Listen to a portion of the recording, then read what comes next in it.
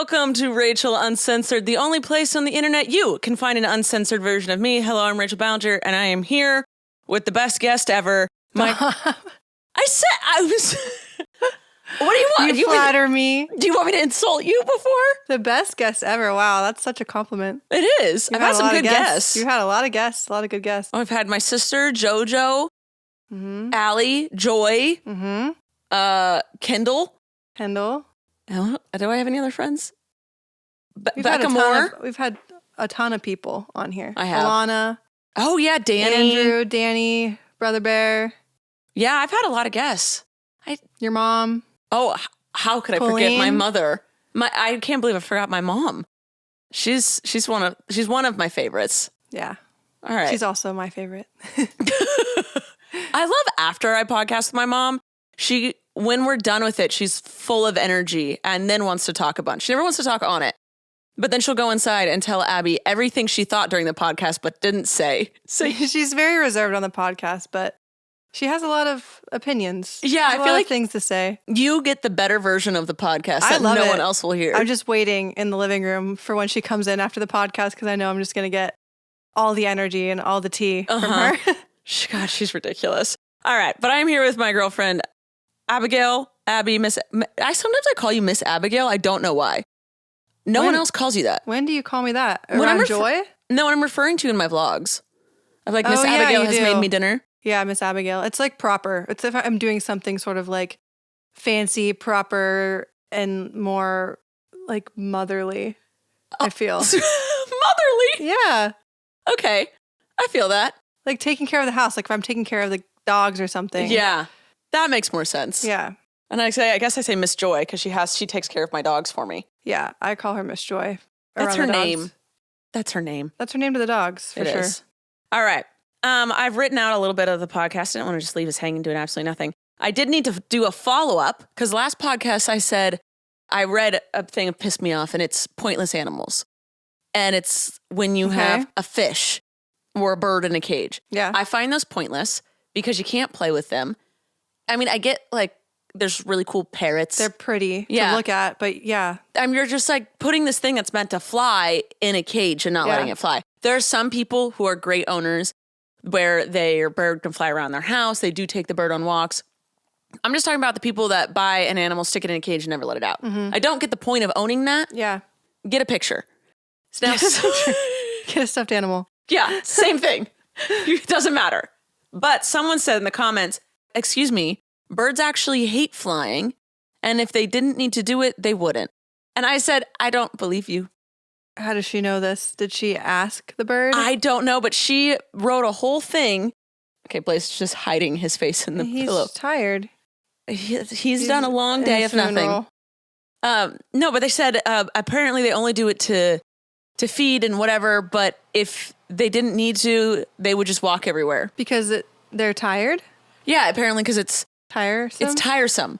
I feel like walking on their only two little scrawny legs would be more tiresome than I don't feel like they got a lot of muscle. Flying, yeah. So I Googled it. I asked ChatGPT because that is an unbiased, all-knowing source. Very true. And they said, I typed in, do birds not like flying in the air? Because when I said, do birds not like flying, a bunch of weird stuff came up and none of it was answering it.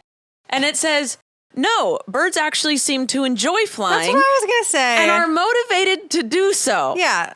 However, birds may avoid flying in certain conditions, such as rainstorms or strong winds. Because I know that I've heard that sometimes birds play in the wind. Yeah, like you'll see them if it's like, a windy day. They're sort of like coasting. Yeah. They're just sort of, I don't know what you'd call that, but... They're gliding. Gliding in the air. Yeah, so they're just like going woo, woo, woo in one spot. Yeah. Yeah, so... don't they like play with each other in the air? Like they chase each other around and... Yeah, birds... Who was this woman? I don't know. It was a commenter. I didn't want to use their name just in case. I don't want to shame... out them for being stupid. For having the wrong info, the wrong source. Yeah, we need to fact check that. Yeah. Or you should have fact checked that before you posted that comment. Because who would not enjoy flying? There are people who enjoy running even though it's very tiresome. Plus, like, even they can't get as far on their leg. They wouldn't want to be just walking around because they can't even get very far. Yeah, and I feel like flying to them is like a fish swimming. That's being like, fish actually don't like to swim, so get it right. What? No. 100%. Yeah. It's just who they are. It's what they were built for. Yes, I agree. Okay. And then I'm glad also, we fixed that. someone commented on the last episode, because I mentioned it was either you or Joy as the next guest. And someone said, if Abby is the next guest, please ask her if she knows who Lauren Spencer Smith is. So here I am doing that request. It doesn't ring a bell. Oh, it's a singer? I was thinking of a person I might know. Oh, no, I Googled that name, and no, it's a singer. Never heard of Lawrence. I should have assumed because they have 2 last names, and that's very musical artist. Is that what musical artists do? A lot of them will have, just to kind of make their name sound more appealing and more interesting. Huh. Or they just go with one name. Yeah, either 1 or 3. Wow. If you got 2 names, you better drop one or add one, because you are not going to make it in the music business. I'm like thinking of all the musicians that are. I mean, obviously, a lot of them use their last names, but I think sometimes it's a move to to stand out. Because what's her last name? Smith? Lauren Smith? Yeah. Yeah, they're like, no, obviously, one, we're not going to change your last name, but also Lauren Smith isn't unique enough, so they probably added her middle name or something. That's true. Sometimes people really do change their last names, though. Like Katy Perry, that's not her real name. Yeah. Obviously, Lady Gaga, her last name is not Gaga. First is not Lady. She goes by Lady, though. Does she? In her Vogue. Oh, she goes by Lady. In her Vogue interview, she's like, you can call me Lady. That's funny. She probably just messes around with that. So great. I love her. I know you do. Okay. We're going to read from What Pisses Me Off. Just do one little thing. Do you want to read it? Sure. Okay. Oh, you're not going to agree with me on this one. Oh, no. I don't. A lot of these, we talk about how they were things you used to think and you don't anymore. Yeah. So I've changed my opinions, my thoughts, and I know which one it was. It's okay. It's the bookmark? Yeah. Okay. You have to read the title. You have to do what? You know what pisses me off? You know what pisses me off? What, Abby? Well, actually, it's not me saying this. It's you. Oh, sorry. What, Rachel? Okay. Naps. My dad would also beg to differ. Okay, I think I explain it quite well, and I still stand by this, I believe, if I remember what I wrote. All right, let's keep going with it. Okay. Since I was a kid, I've always hated naps. Things happen in the middle of the day, so if I doze off while the sun is up, I might miss something exciting. Valid. Naps also mess with my sleep schedule. If I take a nap during the day, there's no way on earth that I'm falling asleep at a decent hour that night. Truth. Okay. And another thing, all in caps, this is very important. When I wake up from a nap, I have absolutely no idea what's going on, especially if I fall asleep when the sun is out and wake up after the sun is set. Oh, we've talked about this. That sucks. I feel like someone who's just woken from being in a coma for 6 months and, keep going. Oh, I wrote a lot about this. And doesn't know what year it is. I've forgotten my own name after a nap. They don't do the mind good. And then there's a picture. I wish you guys could see this. Did you take this just for this? Yes, all the photos in here I took for this book. I have to show you. It's a picture I took in a hotel bed by myself because I was writing this book while I think I was working for Colleen. I love it. So I will say I have learned through my adult life, cat naps are great. 20 minutes. 20 minutes. But if everyone, even people that love naps will agree with me. 3-hour naps will fuck you up. Yeah, I think everyone pretty much agrees with that. It's just that you can't always control how long you're going to sleep or make yourself wake up, even though you know it's gonna burn you in the end. You just cannot seem to not sleep. I think I just set an alarm. I do a thing in college. I used to do a thing where I would take a nap right before I knew my roommates were going to get home, and I would sleep on the couch. So when they opened the door, I would wake up to them coming home. Right. And I knew I was like, they'll be home in the next 20 to 40 minutes. So now's my time to take a nap. Yeah. Because they would wake me up. Yeah. But when people are like, you know what? It's like 2 p.m. I'm going to go take a nap for 4 hours. I feel like that. That's depression. I was just going to say that, but I didn't want to jump to any conclusions. But to me, that always feels like depression. Yeah. Because you're just trying to escape. And I know that a lot of the time a symptom of depression is sleepiness. Yeah, just not the desire to live life. So I like to classify it as sleepiness because it seems not as morbid. Living is harder, so just sleeping is better. Yeah. That's what friends of mine have told me when they've gone through depressional states. So I feel like I can say that. It's a way to just escape. Yeah. So I will say but not all napping is no. Obviously. Sometimes you haven't slept, and so you need to take a nap. I've been taking a lot of naps recently. I don't know if it's because we've come back from Europe or I've been reading more, and reading just, even if the book is interesting, it just naturally... It puts you to sleep. Lulls me. It puts me in a trance. Same with driving, which is terrible. But both of those things give me the same effect. Yeah, they give me the same exact effect of I need to close my eyes in this very moment. Then sometimes I'll literally be reading.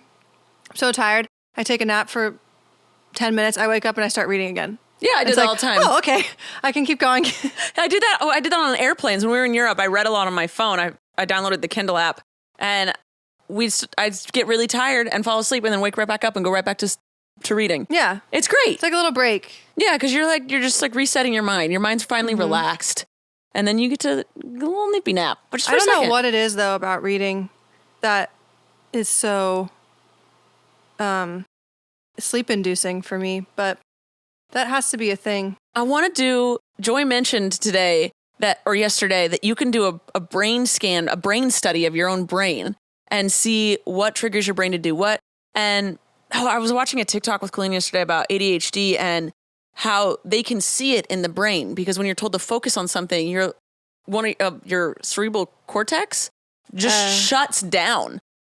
And so that's what we just like can't focus. And then on something like at other parts of our brains will spark that aren't supposed to be on. And so they're learning more and more that you can just study the brain and see if someone has ADHD, see if they have depression, see if they have all these things, instead of kind of guessing as you go through talking to a psychiatrist. Psychiatrists are great. Right. And if you think you should be on meds for anything, go see one. But I wanted to be like, all right, let's go see what lights up in my brain when I do certain things. And they can discover trauma. And I wonder what types of tests they do, or like the questions they ask you. Yeah. That would be intriguing to know what is it that they ask you that makes certain parts of your brain light up. I'm sure it's really hard to get those studies done. It's not just as simple as like a sleep study. Right. But I think I want to do one of those. I think I'm a really good sleeper, but I just want to see. Maybe it's like test taking. Oh, like they give you not like in a not in a way that's going to make you tired or lose energy, but like they give you maybe like a booklet of like certain questions that you have to answer, and based on what the answer is, your certain part of your brain will light up. Yeah. I think it's like, you're part of like in an MRI and they're probably asking you verbal questions. I don't know. I want to do it. Well, do we know that we know that this for sure exists? I know that they can scan brains for ADHD, and I'm pretty sure depression. And then Joy was saying that they do it for trauma, and you can see what type of trauma you have and how it affects your brain. Mm-hmm. And then there's so much they can do, but it's not easy to go get tested. So it's not like something everyone does. It's not a TikTok trend right now. No, I guess not. It's not easily accessible. That's what I was never say say. Never. Never say never. All right. That was the piss me off. Before we move on, though, I got caught. Let's check to see if we have a sponsor for today. Sponsor!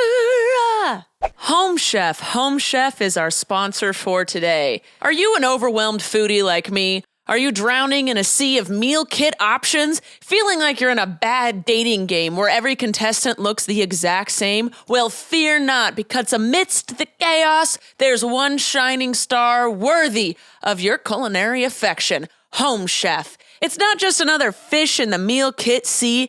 They're the gourmet catch you've been dreaming of. Say goodbye to swiping left on lackluster meals and swipe right for the one brand that'll make your taste buds swoon. Home Chef provides fresh ingredients and chef-designed recipes conveniently delivered to your doorstep to simplify your cooking experience. Whether you prefer a classic meal kit with pre-portioned ingredients and easy instructions, speedy recipes in less than 30 minutes, oven-ready kits with pre-chopped ingredients, or quick microwave meals that assemble in minutes, Home Chef has you and your entire family covered. They have over 30 options a week. with a variety of dietary needs. It's not only convenient, but it's a money saver too, with an average of $86 per month saved on groceries for Home Chef customers. For a limited time, Home Chef is offering my listeners 18 free meals, plus a free dessert for life. And of course, free shipping on your first box. Go to homechef.com/Rachel. That's homechef.com/Rachel for 18 free meals and free dessert for life. You heard that right. homechef.com/Rachel. You must be an active subscriber to receive the free dessert. Okay, we're back. By the way, I'm using the new camera I bought. I know it's been a fiasco. You haven't seen the whole ins and outs of it, but I've been having a lot of camera problems. You saw when I was vlogging. Yeah. But I've been trying. It kept shutting off. Yes, and it was shutting off while doing podcasts. And then my big, huge camera that's really, really old. So it started shutting off as well. And also it isn't as high quality. Oh, is that when you're borrowing my batteries? Yes. Okay, yeah. And then now I've bought a new one, and I still have full battery, and we're about a third of the way through the podcast, so we'll see what happens. Okay, fingers crossed. Dear God. Oh, I want to show them my newest. You may do whatever you'd like. Well, I've been really obsessed with these, and I know I'm late to the game, late to the game, whatever, because they were a trend, and then they weren't, and then they're trend again, and blah, blah, blah. But I got, for those of you that cannot see the camera, I got a pair of Crocs, and I really love them because they're like sort of marbly colored. Like they're beige, white, yellow, and like brownish. The design was marble on Amazon. But then I also got a little tiny little dog. A gibbet. They're called gibbets, I Gibbets. think. Gibbitz. Why aren't they called plugs? Or like Crockets or something. Because they're for Oh, look at you, marketing genius. Well, maybe that was already a thing and they couldn't use Crockets. But Crockets makes more sense. But Crockett sounds like something on a farm. Gibbets with a J. And I've been quite obsessed with them. I think they look really cute on me. I wear them with my socks, and they're my indoor shoes. So I like just walk around the house in my little Crocs, and I see my little dog on it, and I really love them. They've been sparking joy for me, and I just want to share with you guys. I know that they're probably stupid, but I like that. I have a pair of black ones that I got when I was doing expensive versus knockoff shoes, and I won't leave the house in them. So even when I go out of the house to come into this office, I switch to my fake Birks. Yeah. So I have accidentally gone outside a couple times. I accidentally went outside this morning. Like taking the trash out, or I have to let the dogs out, and I'm like, yeah, damn it, I have my indoor shoes on. But they haven't left our house. Yes, the parameters of our house. Right. It's really hard. Our floors are always, it's my dog's fault. Snoop is a sheddy, stinky fungus motherfucker. Love him. But all our dogs go out in the yard. They track things back in. We have so much floorage that it takes me 45 minutes to vacuum the entire house. Mm-hmm. It does. But yeah, because there's no real carpet anywhere. No. Which wouldn't make it any different, I guess, but it just feels like so much more space. Because with carpet, if something comes in, it stays right there. With hardwood floor, it kind of is just like, sometimes you'll just see like a fucking tornado of dog fur and dust flying through the house. Like it's like a snowball effect. It like gets bigger and ends up in a corner that's like the size of a snowball, I guess. Size of one of the other dogs. And it's always Snoop's hair because it's always white. Dust, Snoop's hair, and then a little bit of dirt from us. Stevie hair, I guess, too. Oh, she has long shed hair, so I can blame stuff on her now, too.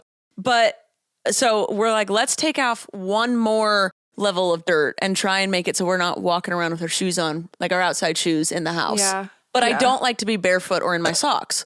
So we're doing house shoes. Yep. And that way, I don't feel as bad if I put my feet on the coffee table. I don't feel like it's as dirty. Yeah. Because lately I've been noticing when our friends put their shoes on the coffee table. I want to say something about that. I'm going to say something There's about our a particular friends. friend that does it quite often, and I believe we're probably thinking of the same one. Yes, and also, though, someone else that most of our friends do it, I will say. But there's one that's over often that does it. Joy doesn't. And I don't think they know. They obviously don't. They're not thinking about it. And if we told them not to, they would stop doing it. But I feel just haven't had the heart to be that person that's like, can you take your shoes off of the the coffee table, please? After they've been doing it for so long. Yeah, and I feel like we should maybe offer them house shoes. We can buy They them love a house shoe. We can buy them a pair of Crocs and be like, here are your Crocs. We're trying to do a no shoes in the house rule, but we know that it's annoying because it's gross on the floor because our dogs are gross. We bought you some house shoes. I feel like our house. When I see that happening, I'm like, our house isn't cozy and clean enough for people to think that they have to take their shoes off. And that bothers me a lot. Should I vacuum twice a week instead of just once a week? Does it like smell in the house? The house is so big. If you guys would see it, you would understand. There's 10,000 doors. There's so many doors. There's 4 lining the perimeter. It's just there's 4 main entrances. There's 2 doors on every side of the wall. Oh yeah, there's one in the laundry room. There's 5 doors to our house. So there's a lot of ways to come in, and so I think it's easier to kind of control people taking their shoes on and off if it's just like the front door, and then people just take them off there. But when people are coming around the side of the house, or like it depends we have to go out to the yard for a second, come back in where they've parked. Yeah, nobody takes their shoes off though, and then they just have their gross shoes on our coffee table. I'm like, what the hell? Am I the only one that bothers? No, I've been noticing it a lot. Joy will always, sometimes she stops by all the time because she walks dogs in our neighborhood and she'll be like, can I pee? Hey, I have an hour break. Can I come over? And sometimes when she's doing that, she doesn't take her tennis shoes off, but she'll always lay on the edge of the couch and she always leaves her feet right off the couch. She does, and I appreciate that. She never lets her shoes touch the couch, and I can tell that's exactly what she's doing. I just don't understand it. We like eat on the coffee table. Like they eat on the coffee table. That's sort of an area that we all hang out. Bad girl math. Our dogs walk on the coffee table. Yeah, but those are their feet. Yeah. It's not their shoes. What do you mean? That's the same thing. It's just not the same to me. Okay. They have little paws. Snoop doesn't go on the coffee table. It's just the girls. All the girls in the house. No, it is. It is pretty much, I guess you could say. It's not, I don't feel like it's as dirty. The dog's paws are not as dirty as the human shoes. Yeah, because they do go a lot more places and are stuff worn sticks more. to them. The dogs clean their paws off. Yeah, and they're in the grass. Their paws get wet. Yours won't touch anything gross. No, sometimes they accidentally step in poop. That's disgusting. Like if little dogs, the ball, throwing her ball for her. Yeah. If you haven't cleaned up the big boy poop, then I think I love that we're having this conversation for the world to listen to, but I think this means that I need to vacuum. For some reason, I've taken on the vacuuming role. I love vacuuming. You'll do it, and I love when you do it. But I'm like, vacuuming's my chore. You like to vacuum. I really do. I think I have to do it twice a week, and I think we should offer shoes that people can put on. Crocs, slippers. Because Joy will wear my slides. So many people in and out of our house. How are we gonna? Do we have a shoe rack? I hate a shoe rack. They're so ugly. I've seen cute ones. Maybe on the back here. Yeah. Around the corner. Yeah. Not like near the front door, because I don't want that to be the first thing people see. Yeah, I don't know what to do. I mean, is it really that bad? I don't know. These are the discussions you have. You know who you are. I know you all are going to know who you are when you listen to this, and I know a lot of you listen to this, so I'm speaking about you. Wow, she's calling you out without calling you out. Yeah, I'm calling you out, but no, I'm not outing you to anybody, so you'll just know. If you have some sort of sense of guilt, it's you. It's probably warranted. And this is our way of not having a confrontation. Passively telling you to not keep your fucking shoes on in my house. Thank you. This is actually the least mature way we could have gone about this conversation. I love my friend so much. Please take your shoes off. I wanted to talk about the holidays that are October 30th, the day before Halloween, the day this is posted. Because I saw that it's National Checklist Day, and I thought I should tip my hat. Sounds great for you. I love a checklist. Recording this podcast was actually on my checklist today. Perfect. Then you can check it off after this. And it's also Haunted Refrigerator Night, which pays... What does that mean? What is the word? It pays homage? Homage. Just forget the H. Okay. Pays homage to all of the expired food in people's fridge. And you hate. I do. I think it should be a mass. Is it like a mass purge? Yes. And they're like, it's so spooky because it's the day before Halloween. It's also cabbage night where people like will throw cabbage at people's houses the day before Halloween, mischief night and stuff. Oh, mischief night, yeah. So you sometimes Is that the day before Halloween? That's like a mischief night, thing? yes. Where you're supposed to play harmless pranks, but Have we experienced that at all at the house? no. We don't do that around here. No, I think that's more of like a small town thing. I don't know. But I thought we should take a nod to that because you hate expired food. I do. You do not allow it in your fridge. Who likes it? People just don't care. Yeah, there's just people that are just like, meh. Like they forget it's there. If it's in a drawer, I forget. Yeah, I'm going to remember because I care about things. She takes a mental note of everything in the fridge every morning. Why would you not care about rotting food in your fridge? I think They have that's bigger things weird. to do. Well, add it to the list of things that are important because it is. You need a checklist. I'll tell you that much. Come on now. I feel like that's just being lazy. There's reasons. Yeah, but yeah. There's definitely. What are the reasons? You don't see it. Depression. ADHD. Laziness, all of you. Oh my God! I love saying things that I'm sure you're going to probably, a lot of the time you'll just take it out. But I'm just leaving it up for you just in case. I feel like most of the time I say crazy batshit stuff on here and Rachel has to take it all out. I'm like, ha. Okay, mental note at 30, What's 24. the timestamp? Oh. All right. I asked the internet to ask us a couple questions. And not you, Blaze. He just looked at me. I got a few, and then there is a fun game I want to play, so hopefully we have time. Would you go to a country that doesn't allow same-sex couples? To visit? Yeah. Depends on the country, but probably.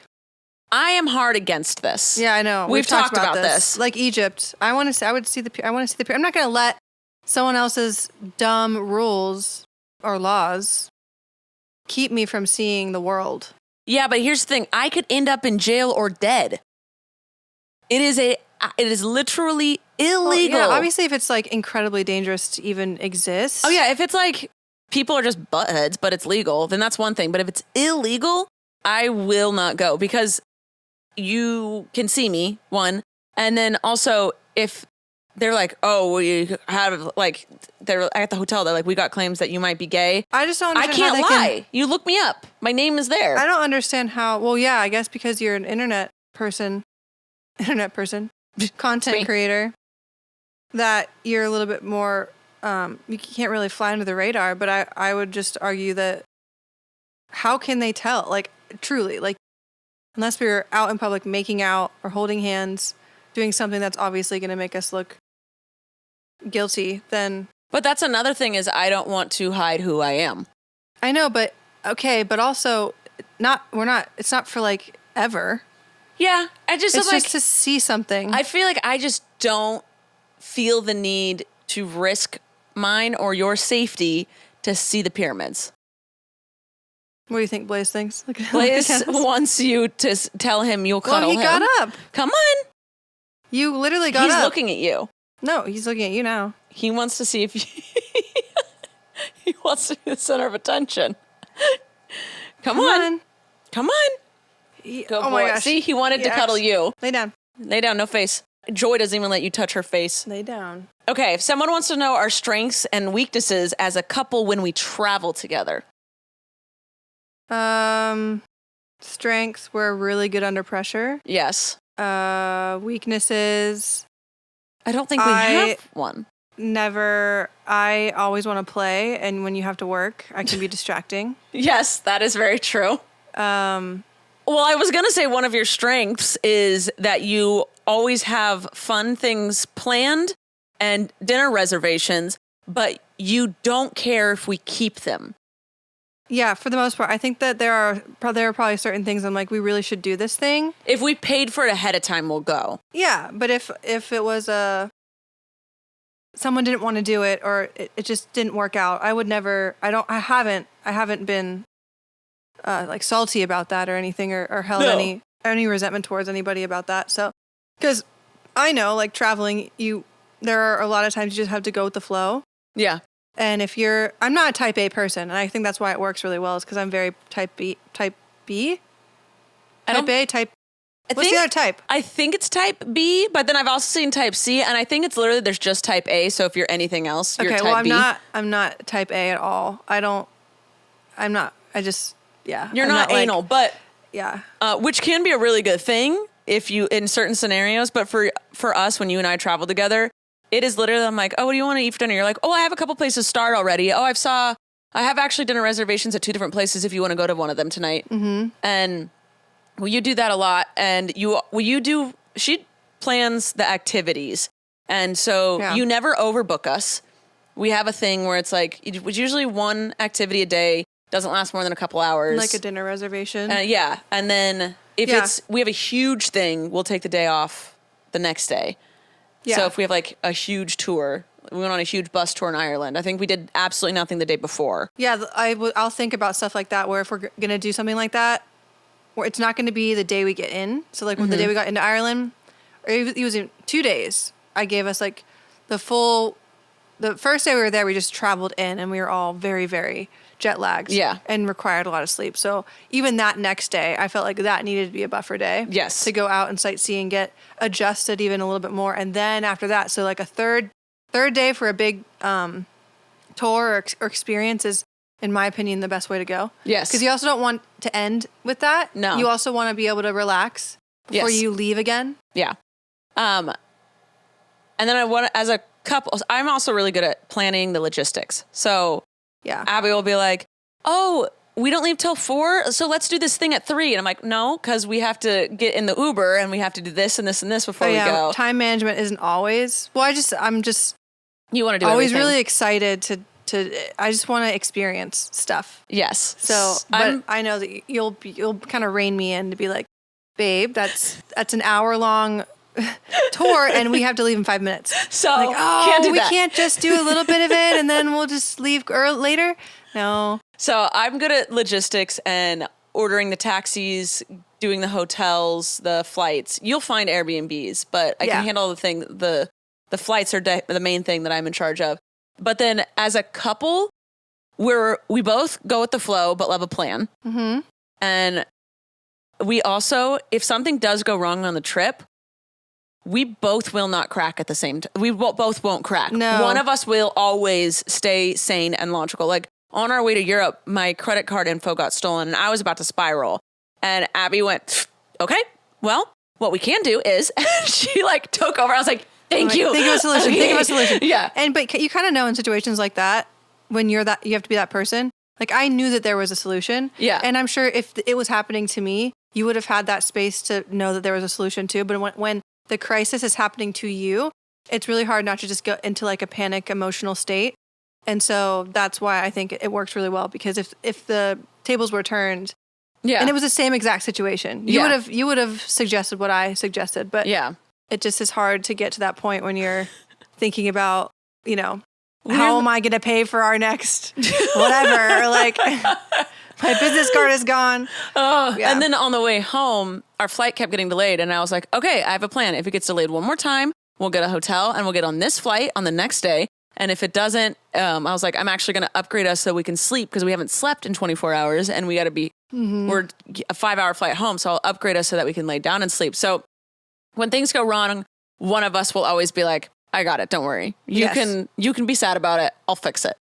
I feel like it works. I remember when I was with my ex one time, and I realized this was very important to me, was we were traveling together and they got so incredibly angry because they were stressed out and it was over something kind of small.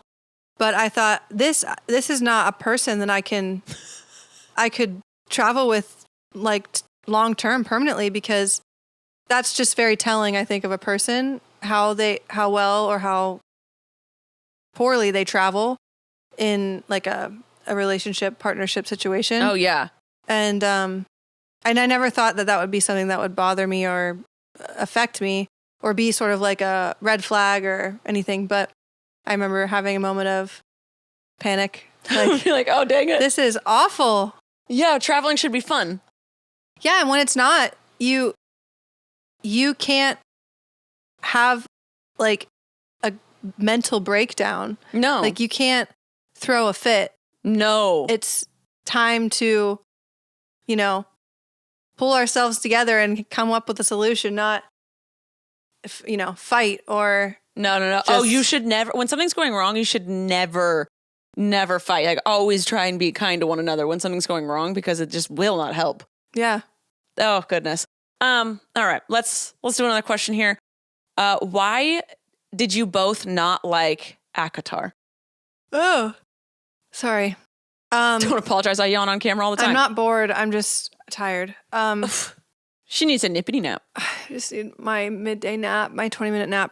So I was recommended this book by my cousin. A Court of Thorns and Roses, right? A Court of Thorns and Roses, because it's so long of a title. Thank God someone gave it an acronym, which I think ACOTAR is great. It flows. Yeah. And I could never even fucking remember a Court of Thorns and Roses. I kept saying a Court of Thrones, something. I kept saying it wrong. And so A Thorny Crone. A Thorny Crone.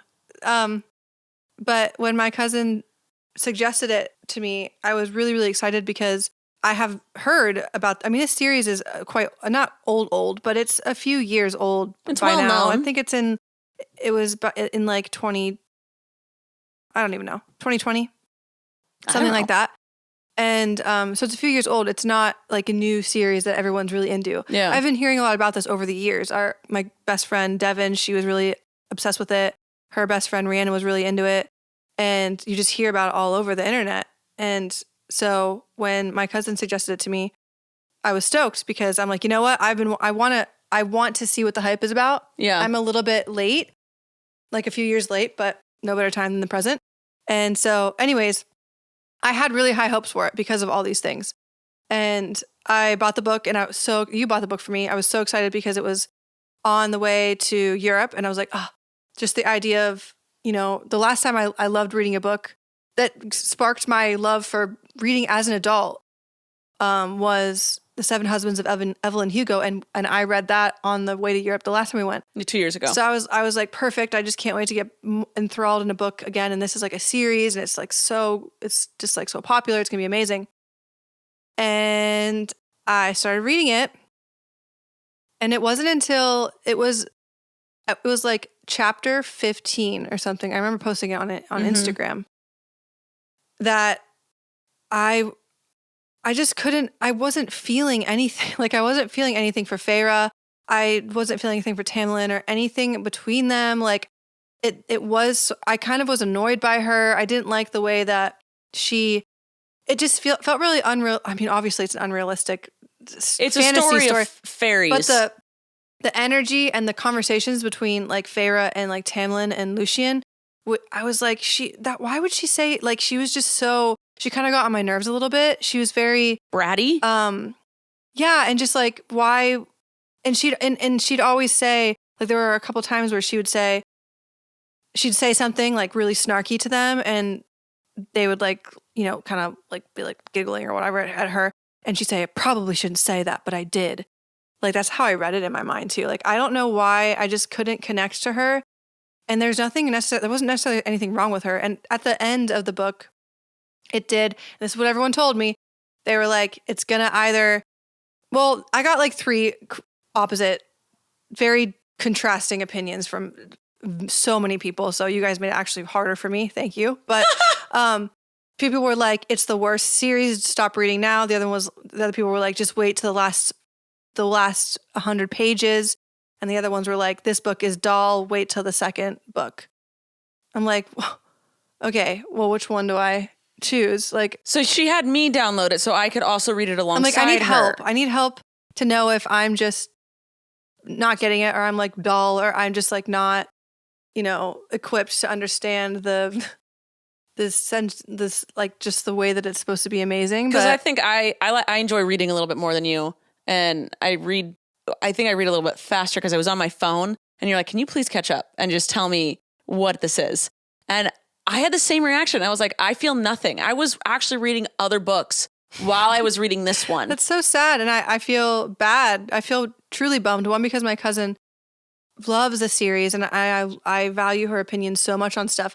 She even gave me a playlist to read, which I really enjoyed. I think that actually saved it for me in what little way it could be saved.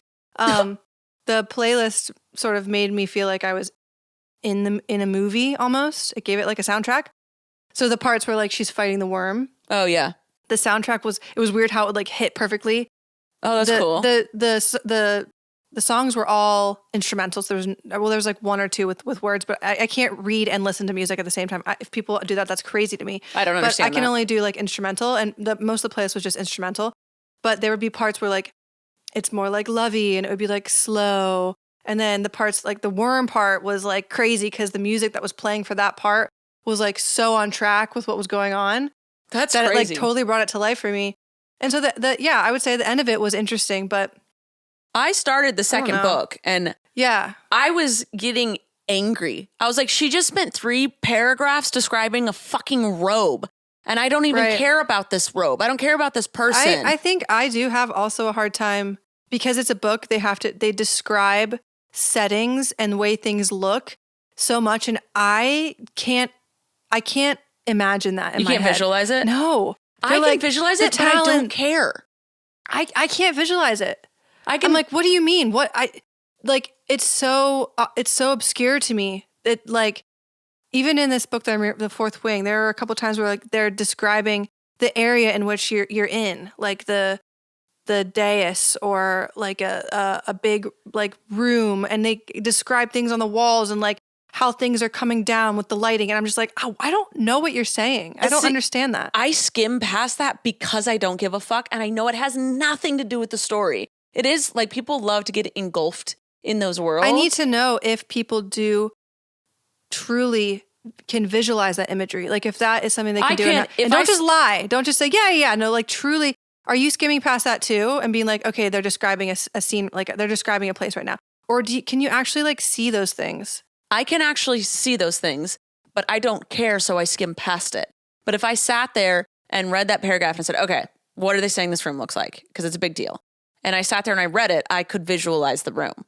But wow, I don't want to. I care more about the personal relationships. Yeah, and most people do. Yeah, so I don't care about how her robe glistened and it barely touched her succulent lips while shining in the glimmering. Sensuous, yeah. Sensuous. I was like, there's so, and there were like so many words that were just unnecessary. It felt like they were trying. Oh, I thought you were going to say the thing that you said earlier. No. But I just felt like they were, the author is just trying to come up with big fancy words. They call her like, SJM. SJM? Sarah J. Maas. Oh, I was just like, SJM. I felt like it was trying too hard because, listen, my first book I ever got obsessed with was the Twilight series. Mm-hmm. And that is a shitty ass book. And that engulfed me. Then it was Hunger Games. And then I loved Evelyn Hugo. And I love I've read multiple different authors having to do with romance novels. I feel like I can get captivated very quickly. Yeah. And easily. Very easily. Yeah, very easily. And I felt nothing for A Court of Thorns and Roses. Like I felt nothing towards Feyre. At the end of the first book, I really wanted her to succeed. Yeah. And I didn't quite know how she was going to. And so when they did it, I was like, okay, cool. Cool. And I was like, I'm done. Yeah. I don't need any more. And then there's more to the series. And I'm like, nah, I'm good. People I don't need are it. Going batshit crazy when I say, like, I've already posted that I'm reading Fourth Wing because you and I both gave Akhtar a try, the first book. And they're like, someone said, reread it, but listen to it in audio. And I listened to it in 0.9 speed. I'm like, bitch, you think I'm going to reread the book? The first book? Like, fuck no. Are you kidding? That was a crazy thing to say, a suggestion. I'm like, you have to be out of your mind to think I have one time for that and the attention span for that. Like, I've already given it. Why would I've already listened to it. Why would I listen to it again? I think I read 4 chapters of the second book. And because people were like, the last 100 pages of the first book are like, what get you? And I was like, okay, I could feel that it was better. And the book isn't so big that you're like, all right, that's the other thing. I'm like, so we'll get through this book. I've read the last 100. And I was like, okay. So I was like, okay, if the next book, and everyone's like, but the next book is where it's fucking at. And I was like, okay, if the next book is just as good or better than the last 100 pages of the first book, then okay, cool. I could probably get into it. Yeah. If I spend enough time, if you dedicate enough time, then you feel like you should read it and you're like, are drawn to it. But I read the first 4 chapters and I was like, this is absolutely nothing like the last 100 pages of the first book. And when I put it down, I do not think about it again. And a good book is when I put it down, all I can think about is picking it back up again. I feel like we're never going to experience the way we felt with Evelyn Hugo. And but that makes me so incredibly sad. But with the other, like, I don't know if Colleen Hoover's canceled. I saw like a TikTok making fun of the fact that she might be. I don't really know. But I do enjoy her romance novels.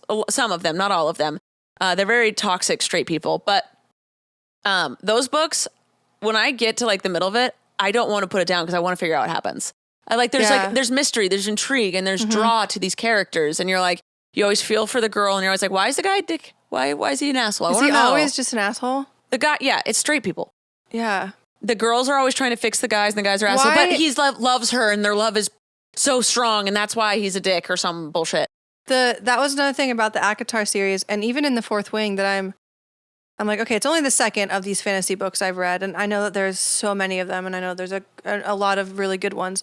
But now I'm seeing similarities in this weird pattern of this feisty lead character, woman. Yep.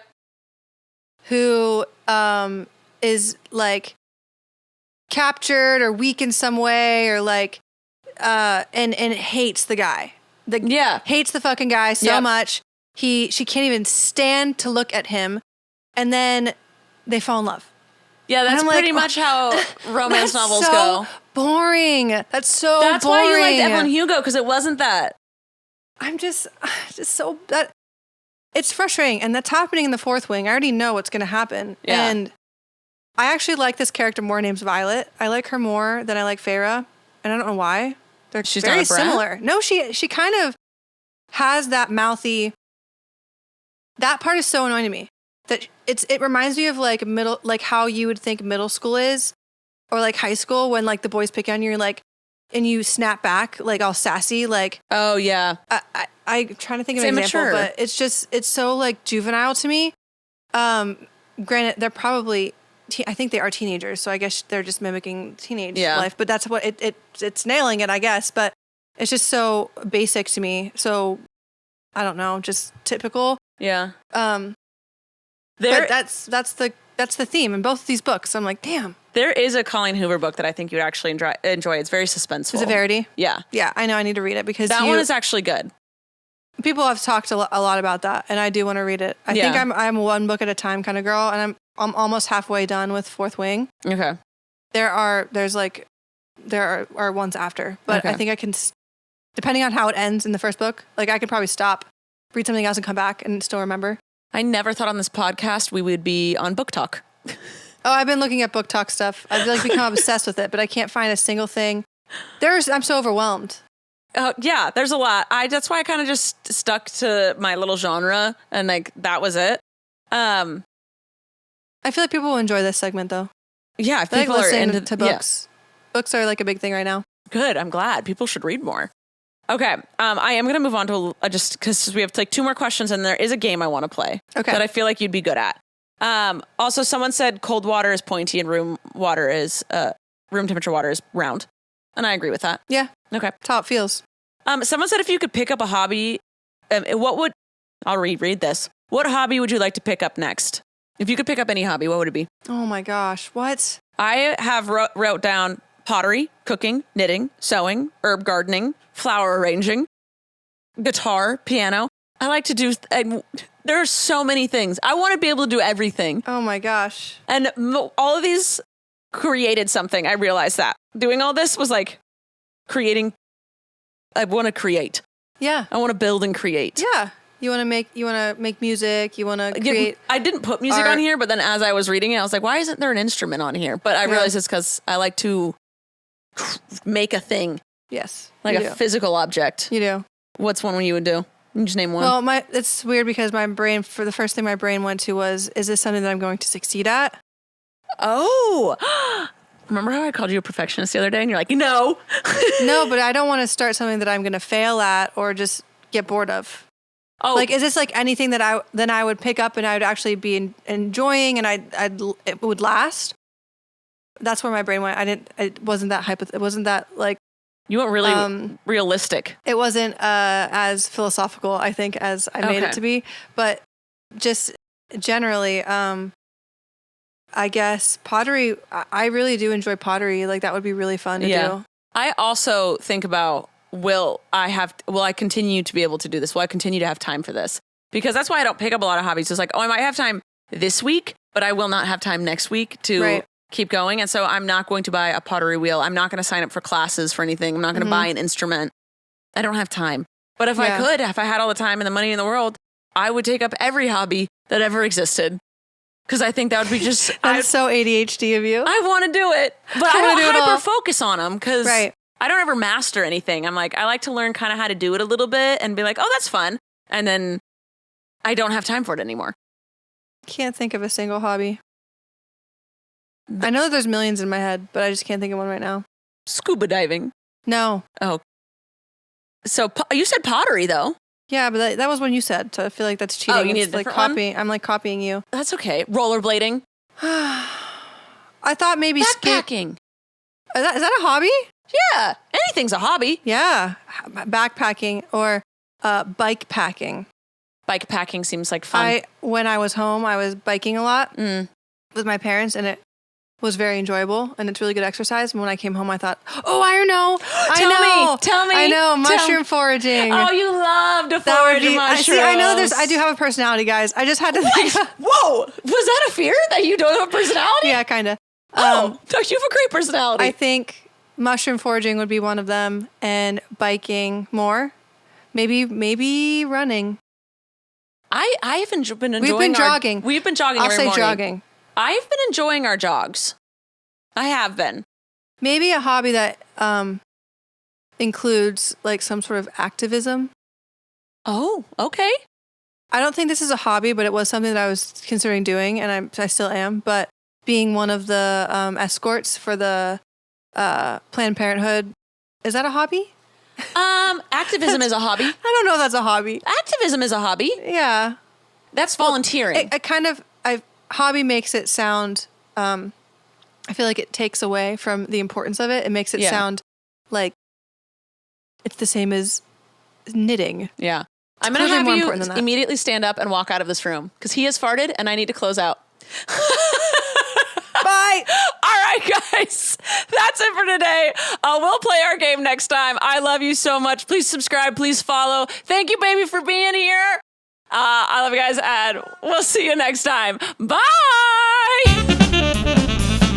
Thank you for listening to this episode of Rachel Uncensored, the only place on the internet where you can find the uncensored version of me, Rachel Ballinger. I hope you enjoyed. If you did, please like, subscribe, or follow, or do whatever this platform tells you to do so that you can get notified every time I post a new episode. Love ya!